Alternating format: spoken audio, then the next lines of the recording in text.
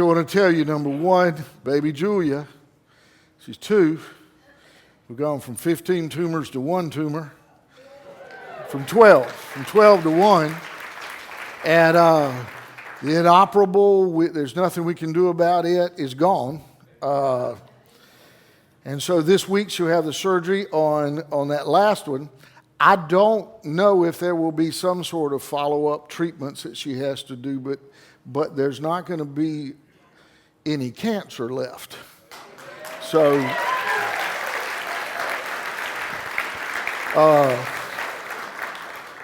what was impossible will be over after this next surgery. Will be done. Second, I don't know if you're looking around and noticing we're having a bit of a population problem. And we got more people we're getting to have more people than we have enough seats for. And so we are starting into the process right now. Hopefully within the next 30 days, I'll be showing you an actual building plan for what the back of the church, that'll have to be phase 1, will look like. And we'll be able to, in this building, we will be able to add about 4 more rows of seating into this building. And it may be 5, but I'm just going to say 4. And that's pretty important because we need people. Because God sent us here to see the lost be saved. Now this morning, we're going to start the next sermon in the series about fake news. I need to kind of retract one small part of something I said last week, and I said that in my opinion, one of the major networks was more of a propaganda outlet than a news network. Well, I'm not retracting the factual part of that. I'm retracting the part that said, in my opinion. The major network admitted this week that they in fact had been creating fake news stories, fired 3 producers who had been doing it supposedly without the knowledge of their superiors, and then admitted that the memo that was found from the boss of the whole thing saying, even if you need to push real news off the air, push the Russia story. I don't know where y'all come from. Where I came from told me that was lying. And then AP admitted this week that though they had the full report, they're saying they didn't read the full report. And so the stories they have been pushing for months have in fact not been true. Okay, maybe you didn't read the report and it's not a lie, it's just stupid. But see, I'm searching. I try to look for facts and not opinions. I don't care if you're my favorite news network or news commentator. I want to hear the facts that you're saying. And the only collusion that's been proven so far is that Russia and CNN had access to the same false report. That's true. A report composed by a British agent filled with lies. Both of them received a copy. So I think that ought to be investigated. But listen, the media will try to act like they're upset over who won the election. That's not true. They're not.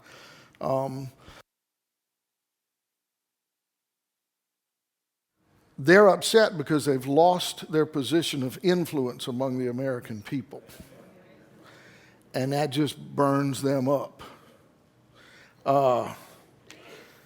There's certain groups of people that wrongly sometimes get labeled as distrustful. I don't know how many times you've heard, how do you tell if a lawyer is lying? His lips are moving. Can't trust a used car salesman. There's some really credible people that are lawyers and used car salesmen, but they get put into that category.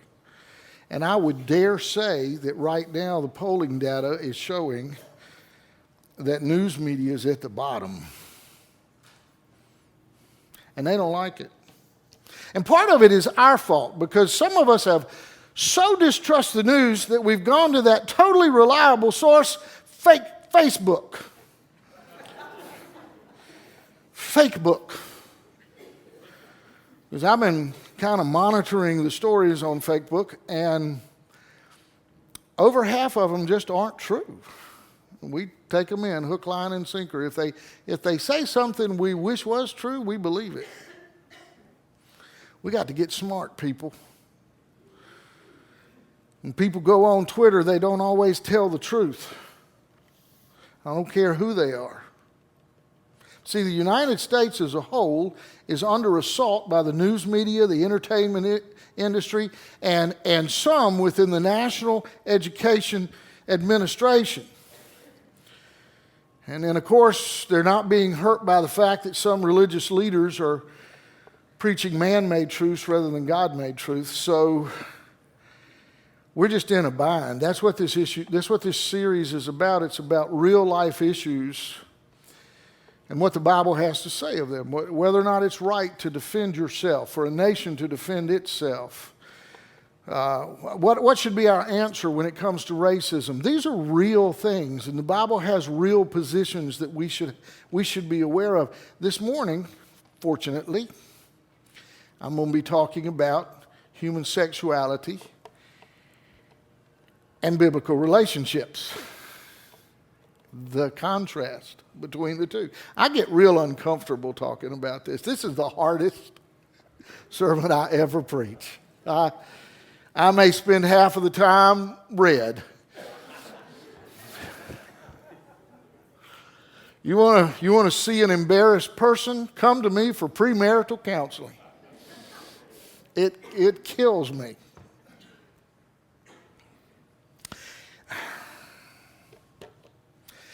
One of the other reasons it's hard, though, is because we walk a thin line between the world believing that preaching for righteousness and against sin is the same as preaching against sinners.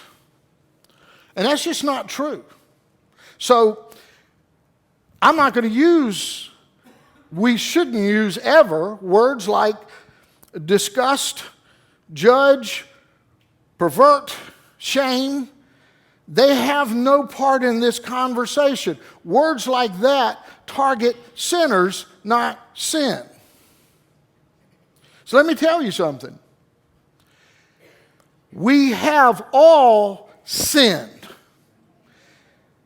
We all fall short of the glory of God. And if you aren't more ashamed of whatever your sin is than you are shamed at the sin someone else is committing, there is a log in your eye and there is dust in theirs comparatively, as a Christian especially. So please don't think in any way, shape, or form this is a sermon against any individual or anyone's individual life choices. It's not. I'm just trying to tell you that there's such a thing as a biblical relationship, and if we stay within the confines of what God has designed relationships to be, if all of our relationships are biblical relationships, our life is going to be better. The world's become a wicked place. Now, there's always been wicked places. Look at Genesis chapter 10. Verse 12. Abram, lived in the land of Canaan, while Lot lived among the cities of the plain and pitched his tents near Sodom. Now the people of Sodom were wicked and were sinning greatly against the Lord. Does that say anything about a certain sexual perversion? No, it doesn't. It says that as a whole, the people of Sodom were sinning against God. Their culture within that little city had just begun to turn their backs completely on God, and it allowed for sexual relationships to exist that are outside the biblical relationships that God desires.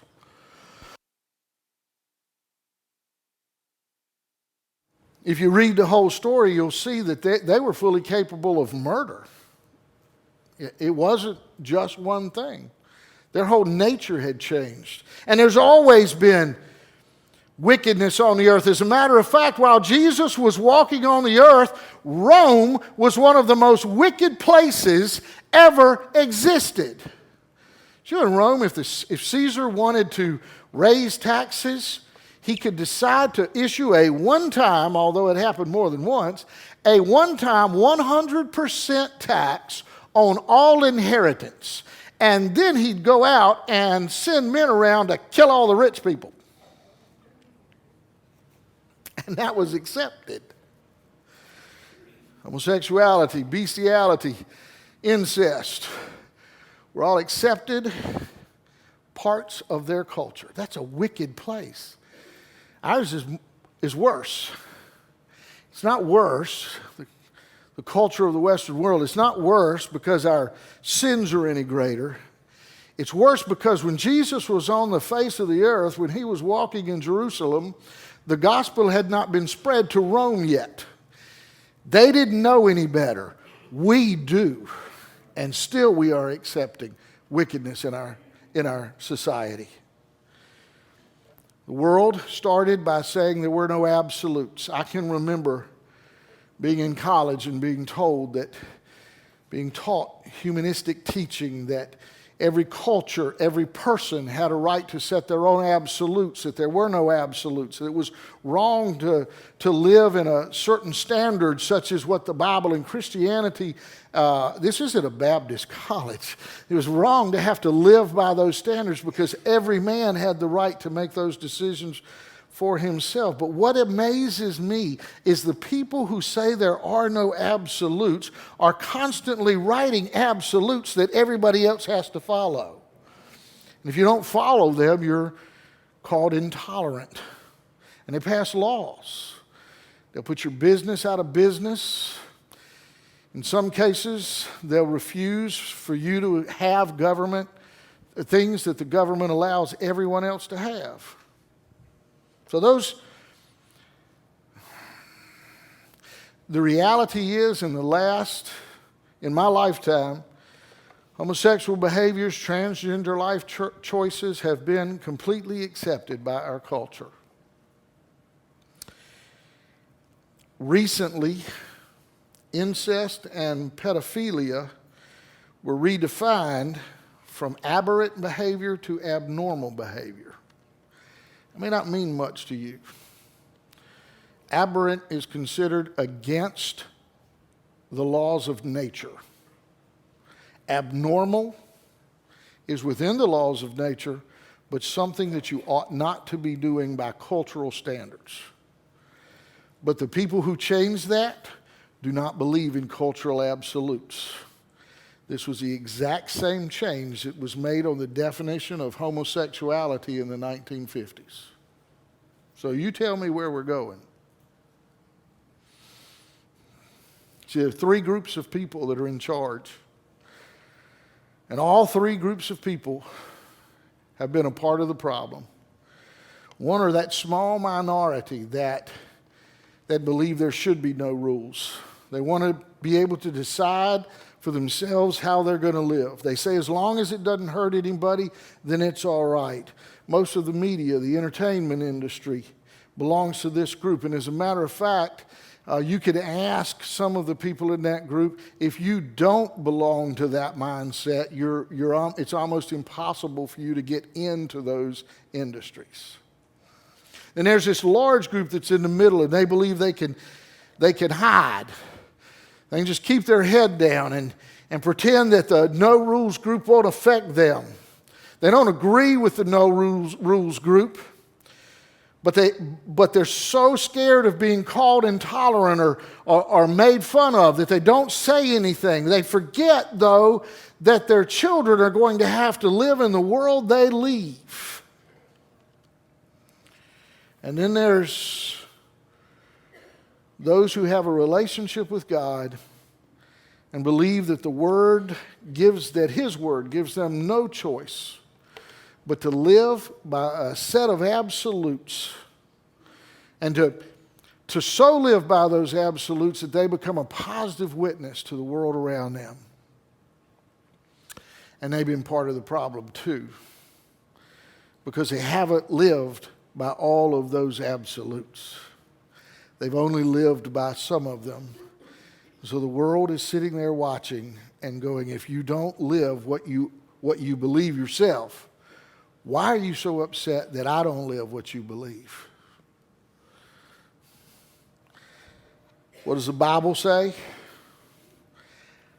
This is human sexuality versus biblical relationships. It comes right down to it. Go back to the beginning. Genesis 2. I'm going to read some verses here but come right before this. See, here's the problem. God looked around and he said, I have not found someone who is suitable to be a mate for man, to be a helper, a helpmeet. I haven't found anything that could fill that bill. And so he said, this is what we're going to do. Adam, we're going to line all the animals and all the birds up, and they're going to come by you. And as they come by you, you're going to name them. But I'm going to be looking at every one of them until I find someone who is suitable to be your helpmeet. They got to the end of the line, Adam had named them all, and not one of them was found to be suitable. And so God caused Adam to go into a deep sleep, and he pulled his rib out from him. And he took from that rib and created a woman. Yeah, sometimes I wonder if he put Adam in a deep sleep, was Eve in a sleep? Or was she the first awake and looked at God and said, what did you leave me with? That old hairy thing is never gonna. See,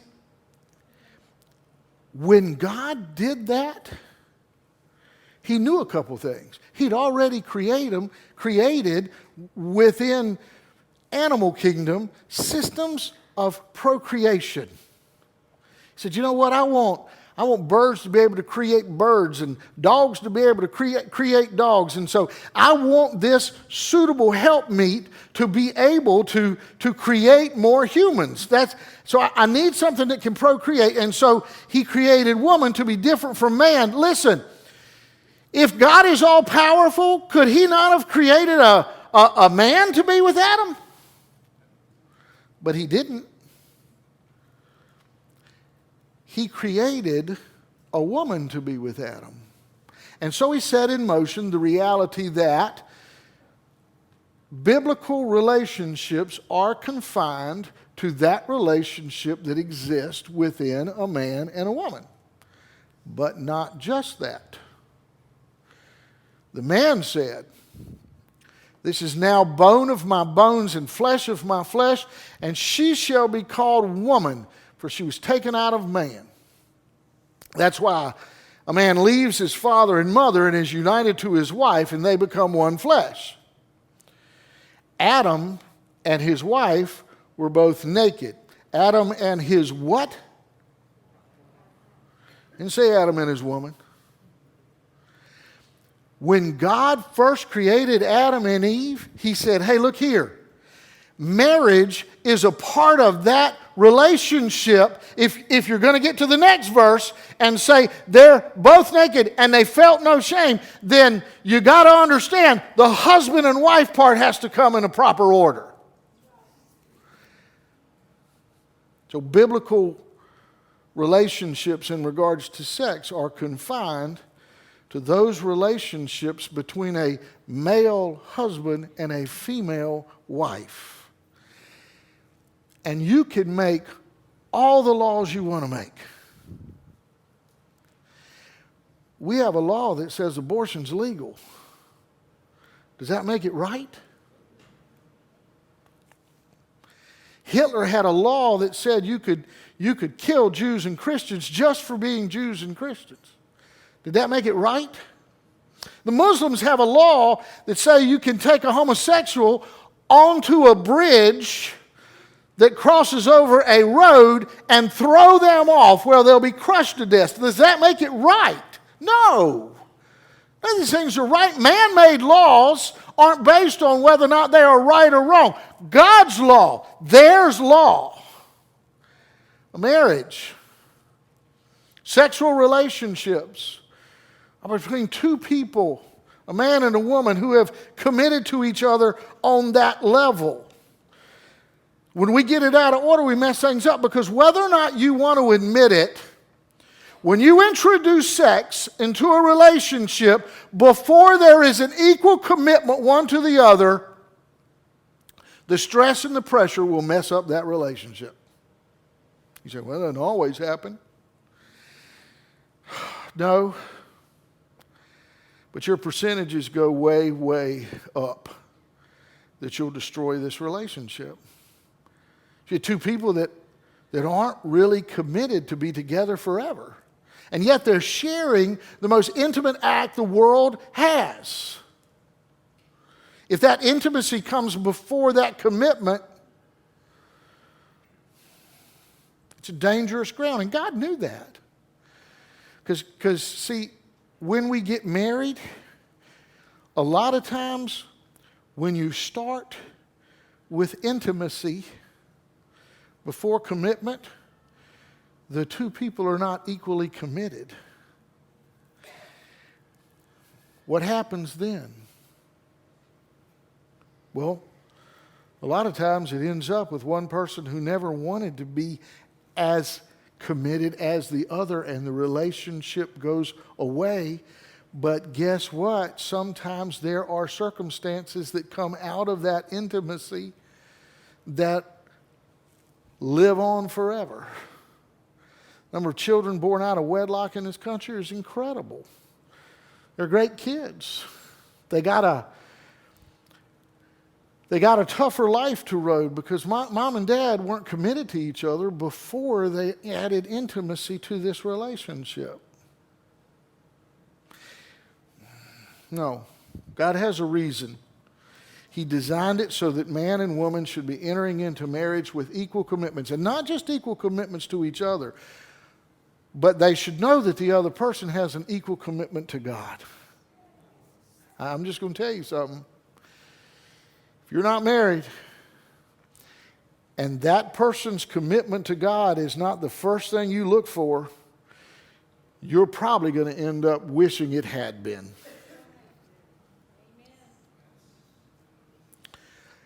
I knew after I got saved, after I got my life really on fire for God, if that woman didn't share my religious beliefs, this wasn't going to end up in marriage.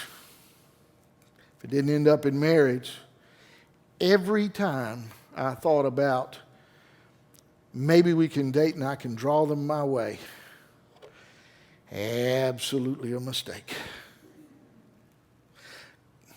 God created woman to be man's mate, helpers, co-equals. There's nothing else found to be suitable.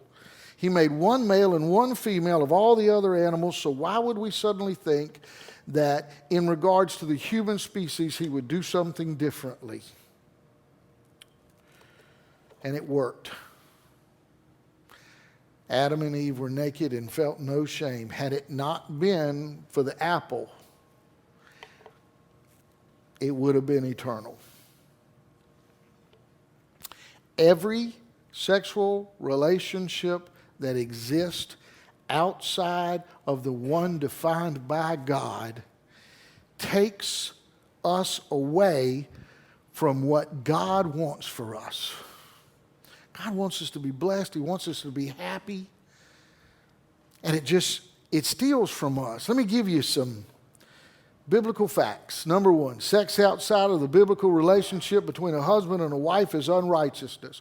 Unrighteousness, another word for it, is called sin. That means that God's not pleased by those behaviors.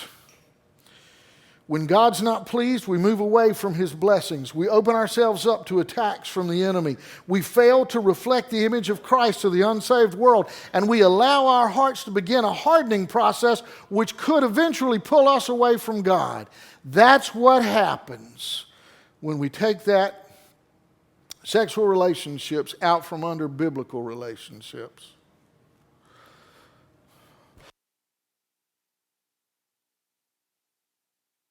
You are what God created you to be. Absolutes are the moral laws that govern the different cultures within a society. I'm going to cut to this chase. God created you to be who you are. Now, who you are may be a guy who's a little effeminate, or it may be a girl that's a little masculine. Whatever happened to, when we grew up, we had this thing called tomboys. They were girls. They were tomboys. I was so overjoyed to see Darius Simpson last week come back into town. I taught her in the 6th grade. And in the 6th grade, Darius Simpson was a tomboy. I'm pretty sure she could have beat up any boy in our class. I don't mean because they didn't want to hit a girl. I mean she probably could have beat them up. She was better at sports than most of them, and as a matter of fact, played on the boys' baseball team for a season. That's how much of a tomboy she was. I can remember sitting there in front of the boys in my 6th grade class and looking at them and saying, boys, you're all making the big, because they're talking about getting girlfriends. I said, you're making the biggest mistake you'll ever make. You should be going for Darius Simpson. And they all looked at me and went, Daria? That's like a boy. I said, let me guarantee you something. By the time she's in high school, she's going to be so far out of your league, you will all wish you could say, that used to be my girlfriend. 2 years later, she's the prettiest girl in school. Probably still could have beat up most of those boys, but I'm not saying it was the strongest bunch of boys I ever had, but she became a beautiful girl. I'm not even saying you can't be a tomboy your whole life. There's a guy that used to cut my hair that I'm going to tell you something. When I first sat down in that chair, in 2 minutes I said, oh, well,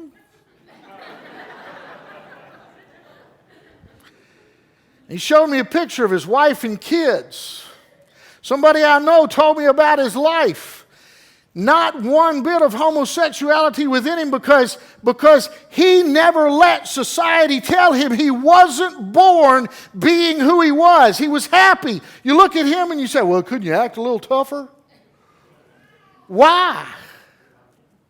You guys know anyone that is like 100% redneck guy?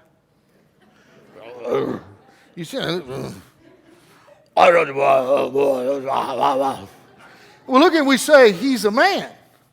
And then you get a guy that's in the middle who just acts like a normal guy, and we say he's a man.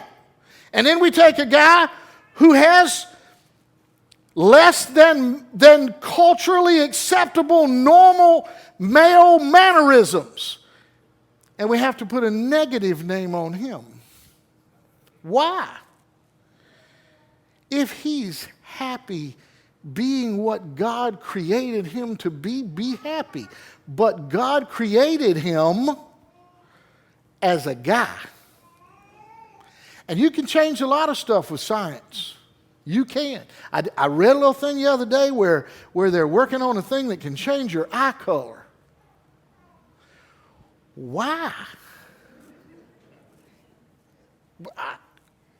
You can already put clear contacts in that temporarily change your eye color. Why would you want to change your eye color? But there's actually government-funded people that are studying how to do it.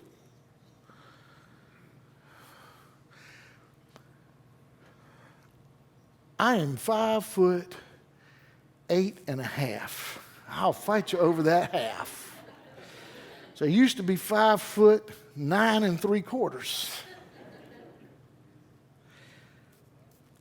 Part of me wishes I'd have been 6 foot, 6'2", 6'9", 7'2" would be good.